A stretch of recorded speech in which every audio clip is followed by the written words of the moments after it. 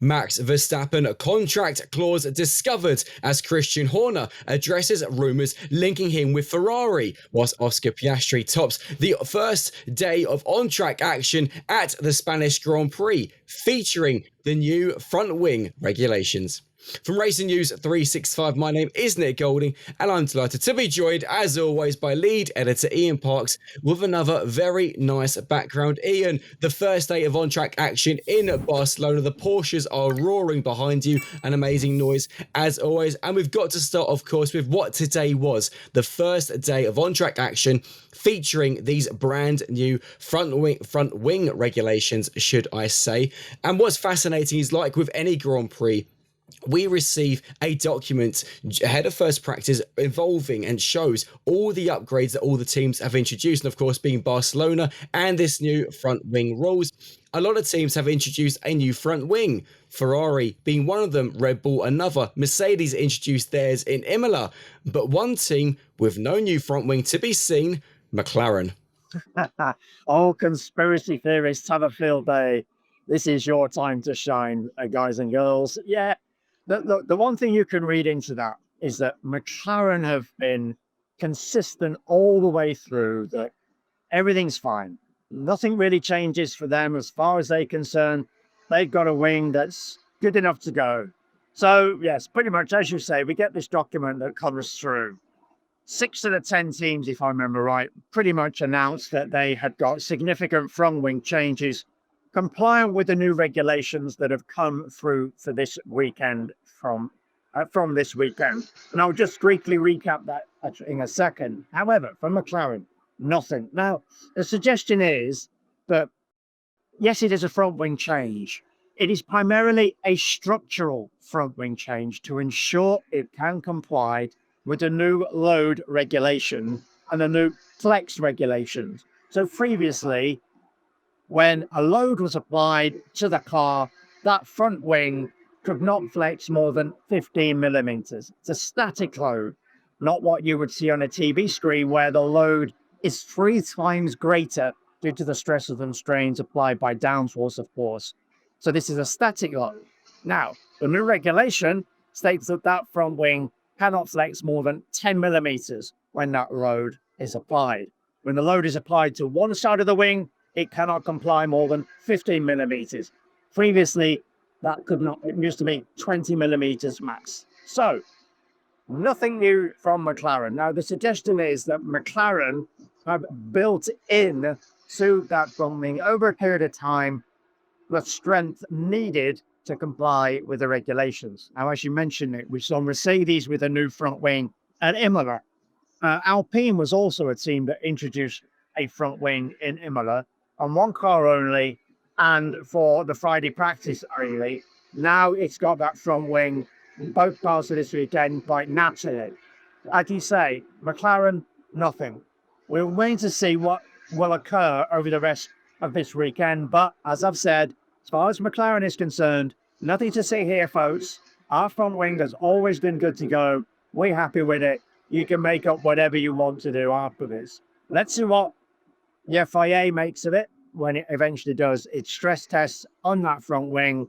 But McLaren, as I say, they feel they're happy, they're in the clear, nothing's going to affect them for the rest of this weekend and for the rest of the season going forward. And of course, on the timesheets, it is McLaren who have been at the top of the opening day. Oscar Piastri ending Friday fastest. I'll quickly whiz through the top 10. So Oscar Piastri was quickest, ahead of George Russell, Max Verstappen, and Lando Norris, who actually set identical lap times, believe it or not. Charles Leclerc in 5th, Kimi Antonelli 6th, Fernando Alonso 7th, Pierre Gasly 8th, Isaac Hadjar in 9th, and Liam Lawson 10th. So what's really interesting is what we've seen yet again in Barcelona. Actually, whilst Piastri had a couple of attempts in hand, the field really close, the big 4 teams all featuring in the top 5. It bodes really well, doesn't it, for qualifying and the race?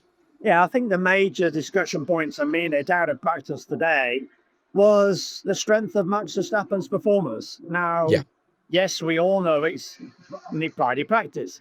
However, we've had many recent Friday practice sessions where Max has not been happy. He's been very vocal over the radio, making this complaint about a certain aspect of the car, making that complaint about a certain aspect of the car. And he's been relatively low down in the pecking order, 7th, 8th, 9th. On this occasion, third on the timesheet, barely a peep heard from Max across the course of the 2-hour-long sessions. And I believe that bodes well for him. It was always suggested that this would be a circuit where Red Bull and Max would perform well. And so far, that has been the case. So for me, the headline time is Max's time. And the fact that so far he's feeling good in the car. He simply described his session as okay, which is a damn sight better than some of the sessions or some of the descriptions that he has applied for previous sessions, where quite clearly he's not been happy and he knows he and his team have had work to do. And that, of course, has led to him needing to salvage Saturday, which for the most part he has managed to achieve. So for Max fans, it's looking good. But yes, of course, the caveat is that the two McLarens are naturally right up there. Yes, George Russell is up there as well. Charles Leclerc on the bubble in terms of how he is going to figure in this mix. But his teammate Lewis Hamilton describing his car as not drivable. And he was 11th on the timesheet outside of the top 10. Now, what I'm hearing about that is that this car is more suited to Charles and this particular circuit. Whereas for Lewis, who really requires a stable rear end, he's not got that yet from his Ferrari. And that's why Charles is considerably ahead of him. And Lewis at the moment, he's the one that has the work to do going into Saturday qualifying. And of course, Lewis wasn't the only of the big name drivers in those big four teams outside the top 10. Yuki Tsunoda was in 13th. And actually, Christian Horner spoke about Yuki a little bit in the press conference today. There's another topic in that we'll discuss in a few moments. But Isaac Hadjar, once again in the top 10, as was Liam Lawson. You've got to feel that, yes, Yuki's been making these Q3 appearances, been scoring points. Hadjar, seemingly his performances can't be going unrecognised. We wouldn't have thought so. And bearing in mind, Yuki Tsunoda only has a contract until the end of this season. It would be very surprising that if Isaac continues in the form that he has shown over these past 7 Grand Prix, bearing in mind what happened in Australia, whereby he didn't compete in that Grand Prix, of course, because it crashed out on the formation lap. If he continues the form over these past 7 Grand Prix, over the remaining 2/3 of the season, then you would assume that both Christian Horner and Helmut Marko have got a conversation to be had at the end of this season to determine, is it time for neuters? Is this time up? Or to give Isaac a go? That's going to be quite a debate, you would assume. I wouldn't mind being a fly on that particular Red Bull wall from those discussions when eventually they do take place.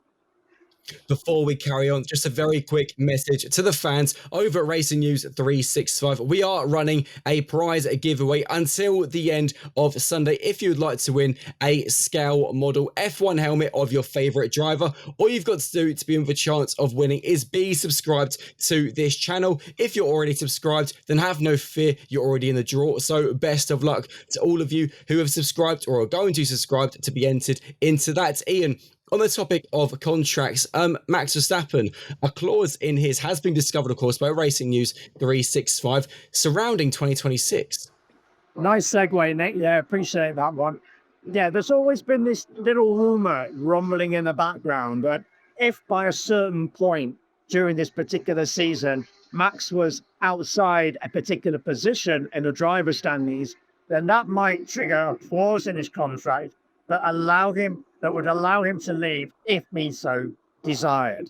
Now, that we understand at Racing News 365, and my good friend and good colleague Aaron Deckers I'll give him credit on this one. The belief is that if Max Verstappen is outside the top 3 come the summer, and I'll elaborate on the summer in a moment, then as we've said, that would allow him the opportunity to exit Red Bull for 2026, if we wanted to do so. If there was a team wanting to pay the extraordinary sums, of course, that we know is being paid by Red Bull. And it can felt, of course, that what he knows about the RB22, RB22, going into 26. Yeah, I was right first. The RB22 going into 2026. If there was a suggestion that it was going to be off the pace, because as we know, Red Bull is producing its own power unit for next year, then maybe a move away might be a good option. at this stage, Max is in the top three. It's hard to not see him continue to being in that top three through to the summer break in Elders.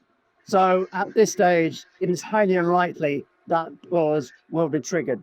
The suggestion elsewhere is that that summer break clause is the Austrian Grand Prix. However, as far as we know, it's just the summer. And I would suggest that the summer breaks would be the optimum time for anything to occur. But as we say, it's looking good for Max to remain in the top three at whatever period we're going to be looking at over the summer, be it the Austrian, the British, the Belgian, or the Hungarian, which we know are those four key Grand Prix in Europe leading into the summer break in August. And of course, those fans watching this video, be sure to comment below where you think Max is going to be in 2026. A very interesting talking point. Ian, our final talking point, and sticking with Red Bull, who have been very interesting today, and actually sticking with contracts as well, because there's been a rumor coming out of German media that Ferrari have contacted Christian Horner to become its new team principal. That was very much put to Christian during the team principal's press conference today. And it's fair to say Christian probably won't be seen in red anytime soon. Now, the one thing that Christian didn't answer that was asked was, have you had any talks with Ferrari? He noticeably didn't answer that particular part of the question. However, he did say he is 100% committed to Red Bull and for the long term. So let's take him at his word. Christian has been with Red Bull for 2 decades now, long-serving, very loyal employee. He's helped the team deliver these titles over these past 2 decades, constructors' titles, drivers' titles. And of course, whatever may have gone on before with Christian Horner at the start of last season, and I'm not going to recap it, you all know what I'm referring to.